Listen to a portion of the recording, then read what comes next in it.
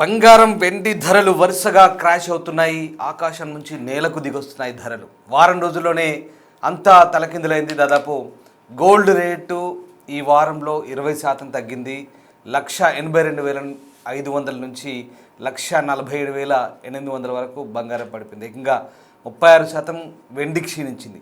2 రోజులు 1,36,000 తగ్గింది సిల్వర్. బడ్జెట్తో ఇన్వెస్టర్లకు తీవ్ర నిరాశ కలిగింది. సుంకాల తగ్గింపు లేకపోవడంతో అమ్మకాలు జరిగాయి. అందరూ కూడా లాభాల స్వీకరణకు దిగడంతో మార్కెట్ క్రాష్ అయింది. రాబోయే రోజుల్లో బంగారం వెండి ధరలు మరింత తగ్గే ఛాన్స్ కనిపిస్తోంది. ఎందుకంటే బడ్జెట్లో చాలా వరకు ఎక్సైజ్ డ్యూటీ తగ్గుతుంది, అంటే సుంకాలు తగ్గుతాయి, పన్నులు తగ్గుతాయి. అలాగే జిఎస్టీ ఏదైతే ఉందో కేంద్ర ప్రభుత్వం విధించే జిఎస్టీ ఇప్పుడు 3% ఉంది, దాన్ని 1.25%కు తగ్గించాలంటూ బంగారం వర్తకులు కూడా డిమాండ్ చేశారు. కానీ ఎక్కడా జిఎస్టీ తగ్గలేదు, ఎక్కడా దిగుమతి సుంకం తగ్గలేదు, ఎక్సైజ్ డ్యూటీ. దీంతో చాలామంది లాభాల స్వీకరణకు వెళ్ళారు. అంటే ఉన్న బంగారంపై ఉన్నటువంటి స్టాక్స్, ఫ్యూచర్ స్టాక్స్ అన్నీ కూడా అమ్మకాలు మొదలుపెట్టారు. దీంతో ప్రాఫిట్ బుకింగ్ చేసుకున్నారు, ఉన్న వాటిని అమ్మి లాభం చేసుకునే పనిలో పడ్డారు. దీంతో చాలా వరకు కూడా కొనుగోలు తగ్గి బంగారం రేట్లు కూడా మళ్ళీ తగ్గిన పరిస్థితి. ఇవాళ తొలుత ఎంసీఎక్స్ మల్టీ కమోడిటీ ట్రేడింగ్ ఎప్పుడైతే స్టార్ట్ అయిందో అప్పుడు ఏకంగా 9% పడిపోయింది. వెండి కూడా 9% పడిపోయింది. దీంతో ధరలు భారీగా పడిపోయి ఒకనొక దశలో బంగారం 1,38,000 దాకా వచ్చింది ఉదయం మార్కెట్ ప్రారంభం కాగానే. వాస్తవానికి ఇవాళ ఆదివారం, కానీ బడ్జెట్ కోసం స్పెషల్గా ఈ ట్రేడింగ్ చేశారు ఇవాళ. ఎంసీఎక్స్ అంటారు. సో దాని తర్వాత మళ్ళీ కొంత పుంజుకుంది. వెండి మాత్రం అట్లే 9% పడిపోయి ధర తగ్గింది చాలా వరకు కూడా. కానీ బంగారం మాత్రం మళ్ళీ కొంత పుంజుకొని 3% దగ్గర ఆగిపోయింది. బంగారం ధర కొంత స్టేబుల్గా ఉన్న పరిస్థితి. సో మొత్తం మీద బడ్జెట్లో అనుకున్న స్థాయిలో బంగారం సంబంధించినటువంటి అంశాల గురించి ఎక్కడ ప్రస్తావన రాలేదు, పెద్దగా ఆ టాపిక్ కూడా ఎత్తలేదు కేంద్ర ప్రభుత్వం. ఎక్సైజ్ డ్యూటీ దాని మీద సుంకాలు తగ్గిస్తా అనుకున్నారు, అవి కూడా తగ్గలేదు. అలాగే జిఎస్టీ తగ్గలేదు. బట్ ఇప్పుడున్న పరిస్థితుల్లో మరి బడ్జెట్ సంగతి కాస్త పక్కన పెడితే బంగారం వెండి ధరలకు సంబంధించి ఇది కొనేందుకు మంచి సమయమా కాదా అనేది చాలామందికి డౌట్ వస్తుంది. ఎందుకంటే బడ్జెట్ అంటేనే ఒక చర్చ జరుగుతుంది. ఖచ్చితంగా బడ్జెట్ కంటే ముందే బంగారం వెండి మార్కెట్లో ఒక్కసారిగా కుప్పకూడడం అందరినీ ఆశ్చర్యానికి గురిచేసింది. గత కొన్ని రోజులుగా ఆకాశమే హద్దుగా పెరిగిన ఈ పసిడి ధరలు బడ్జెట్ ముందు భారీగా దిగొచ్చాయి. ముఖ్యంగా హైదరాబాద్ లాంటి నగరాల్లో ఈ మార్పులు సామాన్యులకు ఒక పక్క కొంత ఆశాజనకంగా కనిపిస్తున్న, మరోపక్క ఇంకా అయోమయం. అంటే కొనాలా వద్దా, చాలా కన్ఫ్యూజన్ ఉన్నారు జనాలంతా కూడా. కేంద్ర బడ్జెట్పై దేశవ్యాప్తంగా ఎన్నో ఆశలున్నప్పటికీ కూడా పసిడి ప్రేమికులకు మాత్రం ఈసారి ఒక ముఖ్యమైన అప్డేట్ ఇది. నిర్మలా సీతారామన్ ప్రవేశపెట్టినటువంటి ఈ బడ్జెట్ ఏదైతే ఉందో దీంట్లో బంగారం వెండి దిగుమతి సుంకాలు ఎలాంటి మార్పులు చేయలేదు. కస్టమ్స్ డ్యూటీ సంబంధించి అంటే పాత పన్ను రేటే కొనసాగుతున్నాయి. ఈ నిర్ణయాన్ని మార్కెట్పై ఎంత ప్రభావం చూపింది అనేది ఒకసారి చూస్తే కనుక ఖచ్చితంగా చాలామంది ఈసారి బడ్జెట్లో బంగారంపై పన్నులు తగ్గుతాయి అనుకున్నారు. కానీ ప్రభుత్వం ప్రస్తుతానికి స్టేటస్ కో అంటే యథాతథ స్థితి కొనసాగించింది. దీంతో ఇప్పుడంటే బంగారం మీద దిగుమతి సుంకం దాదాపుగా ప్రస్తుతం 6% ఉందని చెప్తున్నారు. 5% బేసిక్ కస్టమ్స్ డ్యూటీ అంటారు, ఇది బీసీడీ. అంటే బేసిక్ అంటే ప్రాథమిక పన్ను విధానం ఏదైతే ఉందో అది 5% ఉంది. 1% ఏమో ఏఐడిసి సెప్ అంటారు. సో అది అట్లే ఉంది. అలాగే వెండిపై కూడా అర్హత కలిగిన భారతీయులకు దాదాపు 6% దిగుమతిపై సుంకం కొనసాగుతుంది. ఇతరులకైతే 36% వరకు ఉంటుంది. సో ప్రస్తుతం ఈ బేసిక్ కస్టమ్స్ డ్యూటీ ఏదైతే ఉందో 5% + 1%, ఈ 6% యాజ్ ఇట్ ఈజ్గా ఉంది బంగారంపై. దాంతోపాటు జిఎస్టీ, ఇక జిఎస్టీ అయితే ఇప్పుడు ఈ 2 లోహాలపై ఎప్పటిలాగానే అంటే వెండి, సిల్వర్, గోల్డ్, దీని మీద ఇందాక మీకు చెప్పాను 3% జిఎస్టీ ఉంది అడిషనల్గా. సో అది యాజ్ ఇట్ ఈజ్గా కొనసాగుతుంది, అంటే స్టేటస్ కో. ఇక్కడ ఎలాంటి మార్పు లేదు. బంగారం మీద సుంకాలు తగ్గించలేదు, జిఎస్టీ తగ్గించలేదు. దీంతో ఏదో ఊహించారు జనాలంతా, ఒకవేళ నిజంగా బడ్జెట్లో ఇవి తగ్గిస్తే కనుక ఇంకా రేట్లు దిగొస్తాయి, ఖచ్చితంగా కొనుక్కోవచ్చు అనుకున్నారు చాలామంది. బట్ అలా దాని మీద ఎలాంటి ప్రకటన లేదు. అంటే ఇప్పుడు మనకు కేవలం ఈ హెచ్చు తగ్గులు అనేవి నేను మీకు చెప్తున్న అంశాలన్నీ కూడా బంగారం సంబంధించిన ధరలన్నీ కూడా మొదటి నుంచి అంతర్జాతీయ మార్కెట్కి అనుగుణంగానే మనం నిర్ణయించాలి. వాస్తవానికి బంగారం ధరలు పెరగడానికి తగ్గడానికి మన రాష్ట్ర ప్రభుత్వమో, తెలంగాణ ప్రభుత్వమో, లేకుంటే మన భారత ప్రభుత్వమో ఇక్కడ వీళ్ళ చేతుల్లో ఎవరి చేతిలో ఏం లేదు. ఇక్కడ తగ్గించడానికి, దీని మీద కంట్రోల్ చేయడానికి, నియంత్రించడానికి ఇవన్నీ కూడా ఇంటర్నేషనల్ మార్కెట్ ఆధారంగానే ఉంటాయి. ఒక ఔన్స్ బంగారం ధర అంతర్జాతీయ మార్కెట్లో ఎంత పెరిగింది, ఎంత తగ్గింది అనే దాన్ని బట్టి ఇప్పుడు మన ఇండియా మార్కెట్లో కూడా దానికి సంబంధించినటువంటి లావాదేవీలు ఉంటాయి. సపోజ్ ఇప్పుడు ఔన్స్ బంగారం ధర, ఔన్స్ అంటే 28.5 గ్రాములు ఔన్సు బంగారం అనేది ఇప్పుడు మీకు మన పాశ్చాత్య దేశాల్లో అది $5,000 ఉంది. మొన్న రికార్డ్ అది, మొన్న 26 జనవరి అంటే 26 జనవరి రోజు 5,000 దాటింది. ఎప్పుడు లేదు చరిత్రలో. 5,000 దాటగానే ఇక అక్కడి నుంచి షురూ అయింది మళ్ళీ బంగారం రేట్లు. 5,000, $5,600 అంటే ఒక డాలర్ ఇప్పుడు మనం లెక్క పెట్టుకోండి, 91 రూపాయి అట్లా ఉంది. అది కూడా హెచ్చు తగ్గులు అవుతుంది. సో ఆ లెక్క ప్రకారం ఒక్కో గ్రామ్ ధర ఎంత పెరిగితే అన్న 10 గ్రాములకి అంటే మన తులానికి అంత పెరుగుకుంటూ వచ్చింది. మళ్ళీ ఎప్పుడైతే మనకు అమెరికాలో ఫెడరల్ బ్యాంక్ ఉంటుంది, సెంట్రల్ బ్యాంక్, మనకు కేంద్ర బ్యాంకులు ఎట్లా ఉన్నాయి రిజర్వ్ బ్యాంక్ టైప్లో, వాళ్ళకు కూడా ఆ ఫెడరల్ బ్యాంక్ ఉంది. సో వాళ్ళ ఆ బ్యాంకు సంబంధించిన ఒక చైర్మన్, కొత్త చైర్మన్ నామినేట్ చేద్దామని ఎప్పుడైతే ట్రంప్ కెవిన్ హర్ష్ అనే ఒక అతని పేరును నామినేట్ చేశాడో అప్పటి నుంచి కొంత తగ్గుదల మొదలైంది. అంటే అప్పటికే ఇప్పుడు చైనా, మిగతా దేశాలు, ప్రతి దేశం టన్నులకు టన్నులు అంత స్టాక్ చేసి పెట్టుకున్నారు. ఇప్పటికే అడగోలుగా రేట్లు పెరిగినాయి. వెండి 4 లక్షల దగ్గరికి వచ్చింది, 4 లక్షలు దాటిపోయింది. ఇక గోల్డ్ కూడా దాదాపు 2 లక్షల దరిదాపులో వచ్చింది 10 గ్రాములకు. దీంతో అందరూ కూడా ఇన్వెస్టర్లు ఏం చేశారంటే ప్రాఫిట్ బుకింగ్ చేసుకున్నారు, అంటే లాభం చేసుకుందామని చూస్తున్నారు. ఉన్నదాన్ని లాభం చేసుకుందామని క్రమంలో అందరూ కూడా దీన్ని అమ్మకాలు మొదలుపెట్టారు. ప్రాఫిట్ బుకింగ్, లాభాల స్వీకరణకు మొదలుపెట్టడంతో అంతా అమ్మేటోళ్ళు, ఇక కొనేటోళ్ళు ఎవరు ఉండరు. సో దాంతో ఏమైందంటే ఒకసారిగా క్రాష్ అయిపోయింది.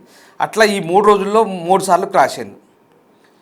దాదాపుగా 1980 తర్వాత ఇంత స్థాయిలో వెండి క్రాష్ అవ్వడం, ధరలు, గోల్డ్ ధరలు క్రాష్ అవ్వడం అనేది ఇది ఫస్ట్ టైం. అంటే ఇప్పుడున్న రేట్లకు తగ్గట్టుగా మీరు అనుకోవచ్చు, ఆల్రెడీ పెరిగింది కదా, దాంట్లో తగ్గింది, పెద్ద గొప్పే ఉంది, ఇంట్లో పెద్ద విషయం ఏముంది అనుకోవచ్చు. కానీ అట్లా లెక్క ఎట్లా ఉంటుందంటే ఇప్పుడు సపోజ్ మొన్న 1,90,000 దాకా 89,000 దాకా వచ్చింది బంగారం. ఆ పర్సెంటేజ్ ప్రకారం చూసుకుంటే ఇప్పుడు ఇది 12% బంగారం తగ్గింది లేదా 20% తగ్గిందంటే ఆ అమౌంట్కి ఇది ఎక్కువ మొత్తమే తగ్గినట్టు కదా. సో ఆ రకంగా 1980 తర్వాత చాలా పెద్ద మొత్తంలో తగ్గిందంటే ఇప్పుడే ఇది. ముఖ్యంగా మొన్న గురు, శుక్ర, శని ఈ 2-3 రోజుల్లో ఈ మొత్తం మార్కెట్ అంతా క్రాష్ అయిపోయింది. అంటే మన బడ్జెట్కి ముందు, అంటే బడ్జెట్లో కూడా చాలామంది ఎక్స్పెక్ట్ చేస్తారు ఏమో జరగబోతోంది ఈ బడ్జెట్లో అనుకున్నారు. కానీ అంత గందరగోళం ఏం జరగలేదు. ఎక్కడ జిఎస్టీ తగ్గలేదు, ఇవి మన ఎక్సైజ్ డ్యూటీ తగ్గలేదు. దీంతో మళ్ళీ ఒకసారి మళ్ళీ వీళ్ళంతా కూడా మళ్ళీ అమ్మడానికి మొదలుపెట్టారు. ఇన్వెస్టర్లు ఎవరైతే ఉన్నారో మళ్ళీ ప్రాఫిట్ కోసం అవన్నీ అమ్మడం మొదలుపెట్టారు. దాంతో మళ్ళీ డౌన్ఫాల్ అయింది మరొకసారి. మళ్ళీ ఇవాళ ఏమైంది, 9% సిల్వర్ తగ్గింది, 3% గోల్డ్ తగ్గింది. సో ఆ రకంగా యాక్చువల్లీ అలా మార్కెట్ ఉండదు, నీకు మళ్ళీ చెప్తున్నాను. ఇంటర్నేషనల్ మార్కెట్ అయితే కంప్లీట్ ఇవాళ బంద్. బట్ ఇండియాలో కూడా బడ్జెట్ కాబట్టి స్పెషల్గా ఓపెన్ చేశారు. స్టాక్ మార్కెట్ పరిస్థితి కూడా అంతే, ఇవాళ మొత్తం డమాల్. స్టాక్ మార్కెట్లో కూడా ఏదో ఇన్వెస్టర్లు ట్రేడింగ్ సంబంధించిన ట్యాక్స్ పెంచారు. దాంతో అక్కడ కూడా సంపద కోల్పోయారు వాళ్ళు. రైట్, అది పరిస్థితి. సో మార్కెట్లో గందరగోళం ఉంది. ఇప్పుడు నిర్మలా సీతారామన్ చెప్పినటువంటి ఏదైతే వ్యక్తిగత అవసరాల కోసం దిగుమతి చేసుకునే వస్తువులపై పన్నును దాదాపు 20% నుంచి 10% తగ్గిస్తామని చెప్పారు. బంగారం ధరలు కూడా తగ్గుతాయని చాలామంది భ్రమపడ్డారు. కానీ ఆ మినహాయింపు బంగారం, వెండి ఇలాంటి విలువైన లోహాలకు వర్తించదు. ఇది కేవలం విదేశాల నుంచి తెచ్చుకునే బట్టలు, చెప్పులు, ఎలక్ట్రానిక్ గ్యాడ్జెట్ల వంటి వ్యక్తిగత వస్తువులకు మాత్రమే పరిమితమని ఆమె చెప్పారు. దీంతో ఏదో ఊహించినటువంటి చాలామందికి ఇది ఒక రకంగా నిరాశ కలిగింది. అయితే ఏమైంది, ఇప్పుడు బడ్జెట్లో సుంకాలు తగ్గనప్పటికి కూడా 2 రోజులుగా బంగారం, వెండి ధరలు భారీగా పడిపోతున్నాయి. కారణం ఏంటి, ఇందాక నేను మీకు చెప్పినట్టుగా లాభాలు స్వీకరిస్తున్నారు. పన్ను తగ్గుతుందనే ఆశతో రేట్లు తగ్గుతాయని భావించిన ఇన్వెస్టర్లు భారీగా అమ్మకాలు అంటే సెల్ ఆఫ్ చేశారు. ఇక ధరల పతనం, బంగారం ధర గరిష్టంగా 1,82,500 నుంచి దాదాపుగా 1,47,500 దాకా పడిపోయింది. అంటే సుమారు 20% పడిపోయింది. వెండి కూడా అంతే, ఇది ఇంకా దారుణం. దాదాపు 4,20,000 నుంచి 2,65,000కు చేరింది. అంటే దాదాపు 36% క్షీణత. ఓవరాల్గా ఇంటర్నేషనల్ మార్కెట్ మొత్తం కూడా ఇది నేను చెప్తున్నాను రేటు, ఇది మనం నిర్ణయించేది కాదండి, వ్యూవర్స్ అడ్వైస్ చెప్తున్నాం. ఇది అంతా కూడా ఇంటర్నేషనల్ మార్కెట్ని బట్టే ఉంటుంది. ఇంతలా నిజంగా ఈ ధరలు ఎట్లా ప్రభావితం చేస్తున్నది మనం ఒకసారి అర్థం చేసుకోవచ్చు. ఇక ప్రస్తుతం అంటే ప్రభుత్వం పన్నులు పెంచకపోయినా ఒక విధంగా ఊరటనిచ్చే అంశం. ఎందుకంటే మార్కెట్లో ప్రస్తుతం కనిపిస్తున్న ఈ పతనం వల్ల బంగారం ధరలు అయితే సామాన్యులకు కొంత అందుబాటులోకి వచ్చాయి.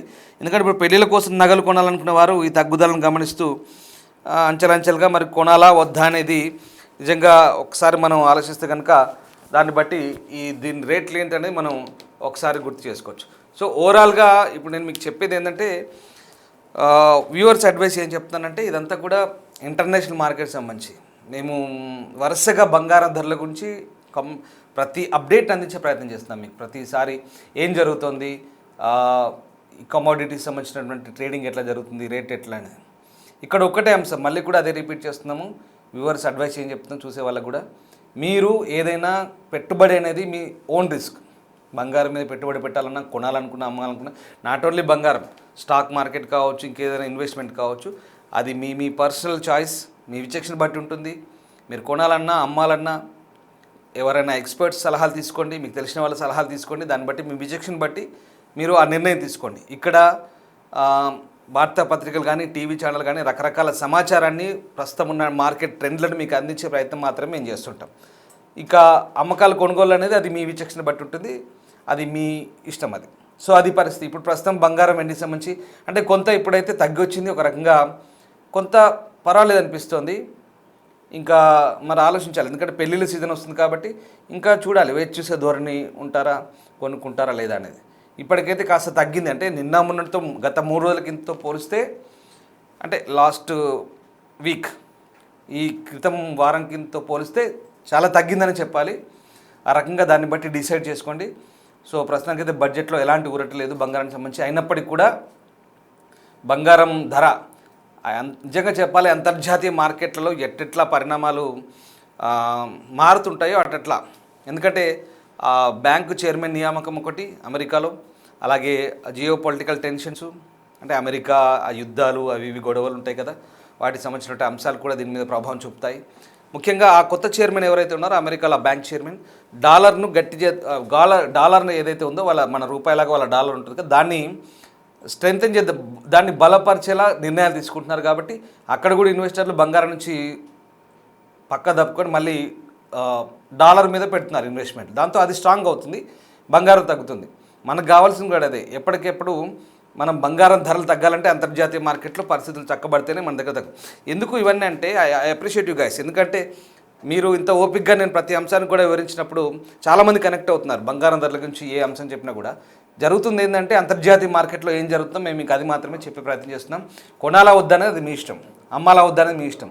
ఇందాకే చెప్పాను, రిస్క్ ఇన్వెస్ట్మెంట్ రిస్క్లు అనేది మీ ఓన్ డిసిషన్, రైట్. ఇక ప్రస్తుతం ఉన్న పరిస్థితుల్లో అక్కడ ఏం జరుగుతుందంటే, ప్రస్తుతం ఆ డాలర్ను బలపరిచే దిశగా ఈ నిర్ణయాలు జరుగుతున్నాయి. కాబట్టి ప్రస్తుతం అక్కడ సిచ్యువేషన్ బట్టి మనకి ఇక్కడ ఒడిదుడుకులు ఉంటాయి, దాన్ని బట్టి మనం నిర్ణయం తీసుకోవాల్సిన అవసరం ఉంది. ఏదేమైనా ప్రస్తుతం అంతర్జాతీయ మార్కెట్లో ధరలకు అనుగుణంగానే ప్రస్తుతం ఇక్కడ కూడా ధరలు ఉంటాయి. కాబట్టి దాన్ని బట్టి మనం నిర్ణయం తీసుకోవాల్సిన అవసరం అయితే కనిపిస్తుంది.